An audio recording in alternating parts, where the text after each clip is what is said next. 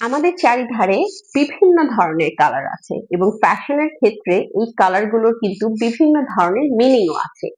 তো আমরা যদি ক্লোদিং এর ক্ষেত্রে বলতে যাই, আমাদের প্রত্যেকটা ক্লোদিং যখন আমরা পরি, আমরা যেই কালারের কাপড়টা পরি আমরা কিন্তু ওই কালারটাকে রিপ্রেজেন্ট করি। আই মিন আমরা আমাদের পার্সোনালিটিটা ওই কালারের মাধ্যমে অন্যের কাছে পৌঁছাই।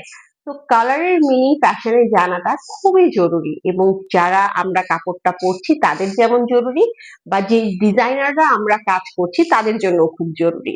যদি আমি ছোট ছোট কয়েকটা এক্সাম্পল দিই, যেমন ব্ল্যাক। ব্ল্যাক বেসিক্যালি কি মিন করে?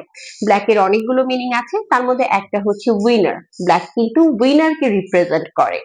যেমন হোয়াইট, হোয়াইট কিন্তু পিস কে রিপ্রেজেন্ট করে। রেড, রেড হচ্ছে লাভ কে রিপ্রেজেন্ট করে, অ্যাঙ্গার কে রিপ্রেজেন্ট করে।